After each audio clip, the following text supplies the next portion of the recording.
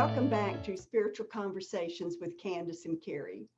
Today I have with me my good friend Cari Palmer in where? Hi there. Well, I'll say Puyallup, Washington. It's near Seattle. And I'm over on the East Coast in Naples, Florida, Southwest Florida. What we're going to be covering today is different than what we usually talk about because something happened in Cari's life. And Cari, I'd like for you to just share with the group not only what happened, but your response and how you've dealt with this life-altering situation. So please tell our listeners. Yeah, it was eye-opening for me because I didn't know what to expect. But over the last month, I have two sisters. The middle sister, I got a call from her daughter saying she's in the hospital. This is in North Carolina, and that she's not doing well. And so she had a really hard life, first of all. I mean, my sisters and I all did, but she continued on with it. She just didn't choose ever to do it easy. She just really had a hard life, and it was very difficult.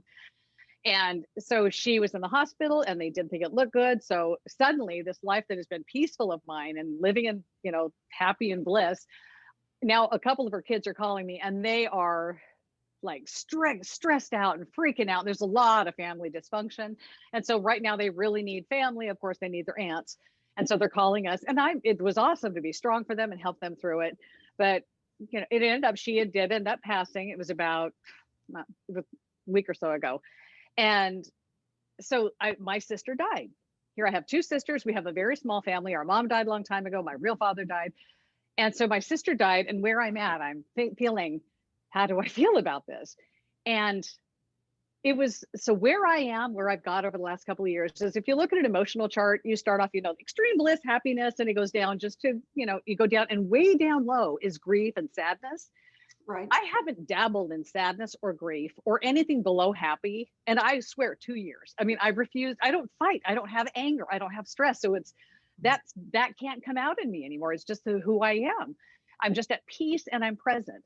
And so I'm like thinking to myself, why do I feel this way? I should be like crying. I should be sad. I should be digging through demons because my sister died. But I've actually thought, like, over the last months and years, it's feeling like I can't imagine anybody dying at this point and me taking it. This sounds weird. Seriously? It just sounds weird. It's because we know who we are. When you get to where you know who we are more than our physical body. This physical body is just the car we're driving while we're here. When it breaks down, we kick to the curb, we move on. It's nothing that's serious. It's an earth game. And so knowing this, I'm feeling, part of me is thinking, I should feel sad. I should feel emotional. I'm not, but I'm there for the kids. That was the one thing I made myself be there for the kids. And it was challenging because they try, to pull you back down to that family dysfunction that we. How old are her kids? Pardon? Oh, they're all 30s, 40s. Okay. Early 30s to low 40s. And so, I'm there for them no matter what. And it's dysfunctional. It's like, this one's calling this one out. It's just like guys, let's get this taken care of. So this service was actually just yesterday, which I couldn't participate in. It's in Brownwood, Texas. So my other sister and I did send a video and everything we could, but feeling the way I did. And then apparently I was told by a very near person to me, they came up and said, aren't you really sad? Your sister died. I wasn't mourning appropriately, obviously, but just like, I'm looking at that, like, that's not reality anymore. It's not my reality. My sister has passed. And when my other sister and I did the video, she was crying and so broken. And I was like, I'm good. I mean, when I first heard she passed, part of me felt excited for her and a little jealous because I knew what she was experiencing. And it was probably 20 minutes after. What do you think she was experiencing? For those that might be new to our group. That's true. Let them know why it is you have this feeling and why your reactions are so different than what most people's reactions normal. Thank you for that, because that's why we do this video. When we lose this body, we become all there is. We're part of connectedness. We're part of everything in the universe. And there is nothing but love and light and all these emotions, or these senses that we have as humans. We have 5 physical senses. Some people who start expanding, they start dabbling in some of the other side of the veil. That when you drop the body, I mean, there is no bad. There is no hell that I can get. The only hell is hell on earth that we create. So you are suddenly lighter. You're in your essence, and you're no longer aching. My sister was in so much pain. She was so little and so frail and broken. She was I mean, her kidneys were failing. She was really not doing good. So all that is gone. And there she is then with her loved ones, surrounding them with her essence. And they see, there's the body. She sees her body and she sees how much pain it was in. But if anybody could actually see her at that point, and some could, you see her as a youthful, healthy, vibrant soul, because that's what you are. You are that essence. You aren't all this stuff that happens to you. And the one thing too that was beautiful, about 20 minutes after I found out she passed, I felt this swirling energy around me. Oh my God. Like when you talk about, you get the chills, and right now the hairs in the back of my neck are standing up. And I was like, Donna, you're here. I felt my sister swirling energy around me. And that was profound as all get out. So this is something I definitely wanted to talk about, because I mean, it took me forever to get to this understanding that we are not our body, that this body, when it croaks, it's like, I have zero fear of death whatsoever. It's, it's just walking into another room is all it is. What you're talking about, Cari, like death, defining it as like walking into another room. This is not an uncommon perception with people who have had near-death experiences, because all of a sudden they've left their body, their true essence, their spirit sees and knows and feels and hears everything. And once they become part of their true essence, they realize that physical body is strictly a body to use at that time, that we are so much greater than that. But it's interesting because you've not had a near-death experience, but you've tasted the divine. You've stepped into that other realm, and you still have this understanding of this is just a small aspect of who we are. Our life on earth is just this tiny, tiny part. And I know for people who haven't been there, it might be difficult for them to understand that. I have not had a loss recently, but I've been through a lot of losses, and I call them losses because that's the way it felt to me. It was very painful and it hurt. But now when someone transitions, I can actually think of that in different terms because I do have a greater perspective.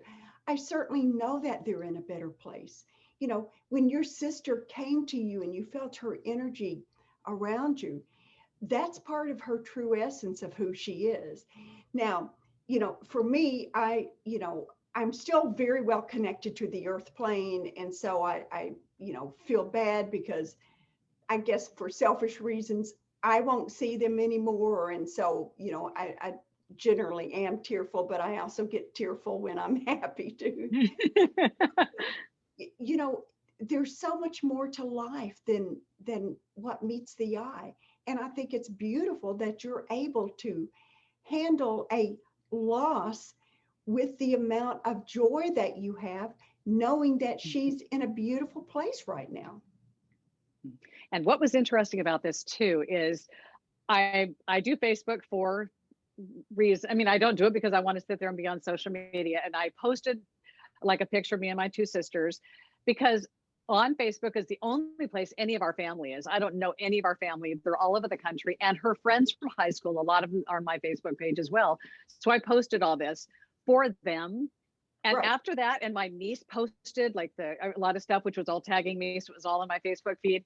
I couldn't look at Facebook because I felt so bad for all these people who are outpouring all this sadness and grief to me and my family, when I'm like, I felt guilty. I mean, it was like, I don't need it, thank you. But it's like, I just almost want to get it all off my page and it's so different being on this place. It's just, I don't need your sympathy, like go on with your day, go buy a milkshake for a stranger. I don't, it's so weird how I feel, but it's so right. And it's hard to explain. I know you get it. So for those out there who are new to our channel, they've never seen this before, I want you to realize that Cari and I are good friends. You read my book and contacted me, and then we've just continued our conversations ever since then. But Cari and I are so much alike because we realize that we are not our physical bodies. We are that divine spark. We are that spirit that lives in the non-physical realm. That's our true essence, is spirit. It's not what we are here. So, Cari, what would you say would be the takeaway from this? If you could just summarize in a few minutes what you would like our listeners and people watching to take away from your experience with the loss of your Right. sister. First of all, if you look at me like, how could she be that way? You need to start trying to grow your experience. You need to expand. Just know that there are so many things out there that you don't understand. And a lot of people aren't ready for where I am too. I get that. Just try and open up to expect more, to not have any expectations, to trust that all is well with the universe, all is well, and try, and the biggest thing is like quiet your mind and try and think about that person and have the, ask them with telepathy, have them talk to you. You'd be amazed what you're capable of. You would be amazed. Just be open to growth, because this is an earth game. It truly is. And it's just part of the cycle. We come back, we go again, we go again, we go again. We experience new things every time we come. Just open yourself up to the possibility that this is real, and try and raise your emotions up on the emotion scale, because when you get up to higher places, you don't drop back down again. You really don't. You get in control of it. You make decisions based on when you feel good, and you feel good, make better decisions because you feel good. You can't go back the other way. Stay positive, stay upbeat. And what do you have to add, Candace, too? Because I know you've got a world of stuff that you've gathered from your channeling. But when you do engage in those higher vibrational frequencies of love, of gratitude, it literally uplifts you. And as you are uplifted, then that beacon within your heart shines forth and calls other like energies to you.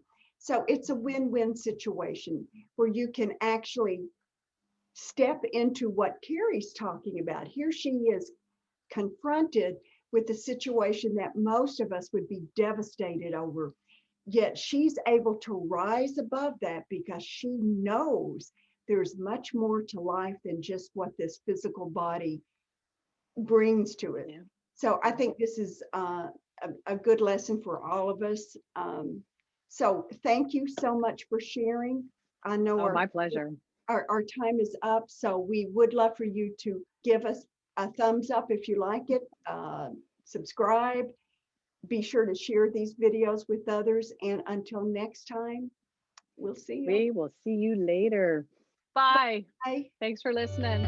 Thank you.